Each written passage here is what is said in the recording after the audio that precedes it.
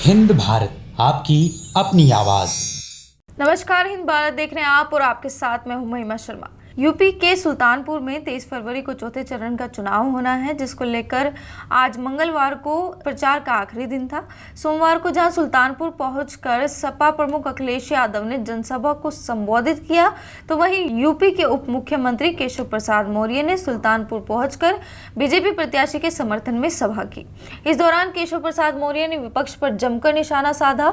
Deputy CM यहां इसौली विधानसभा के BJP प्रत्याशी ओम प्रकाश पांडे उर्फ बजरंगी सहित जिले की 5 विधानसभाओं पर बीजेपी प्रत्याशियों के समर्थन में प्रचार करने पहुंचे थे। जनसभा को संबोधित करते हुए केशव प्रसाद मौर्य ने कहा कि 2017 से पहले यूपी में काफी गुंडागर्दी थी, जिसे 2017 में योगी जी ने सीएम बनने के बाद लगभग खत्म कर दिया है और 2027 के पहले जो थोड़ी बहुत बची है वो भी खत्म कर दी जाएगी।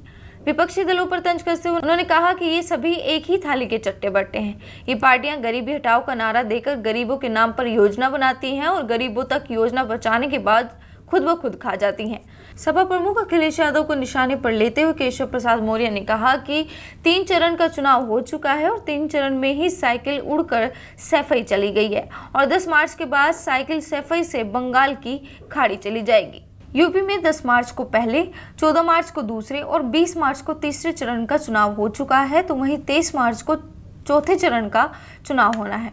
जहां एक तरफ गृह मंत्री तीनों चरणों के आधार पर यूपी में भारी मतों से बीजेपी की जीत का दावा कर रहे हैं, तो वहीं सपा प्रमुख अखिलेश यादव फसलों की कीमत का 15 दिन में भुगतान करने और 300 यूनिट बिजली फ्री देने का हवाला देकर किसानों को लुभाने की कोशिश कर रहे हैं। अब देखना यह है कि 10 मार्च को बीजेपी का दावा काम आता है या सपा का हवाला या फिर अन्य पार्टियों का प्रचार।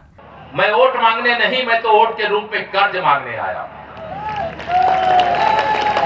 आप कमल का फूल खिला दो इस विधानसभा में, सुल्तानपुर में कमल खिला दो, ब्याज के साथ चाहे दिल्ली के खजाने से लाना पड़ेगा और चाहे लखनऊ के खजाने से लाना पड़ेगा। इसौली सहित पूरे सुल्तानपुर को चमकाने के लिए मैं स्वयं प्रयास करके आपके जीवन में खुशियां लाने का प्रयास करूंगा। भारतीय जनता पार्टी की सरकार 19 मार्च 2017 को आदरणीय योगी आदित्यनाथ जी के नेतृत्व में शपथ लिया और शपथ लेने के बाद लगातार आप सब जानते हैं कितना काम हुआ है।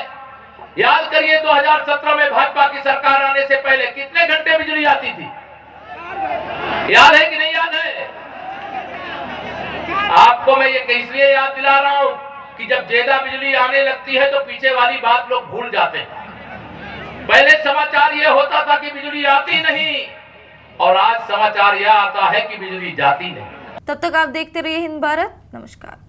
देश दुनिया की तमाम खबरों के लिए देखते रहें हिंद भारत। लाइक, सब्सक्राइब और शेयर करना ना भूलें।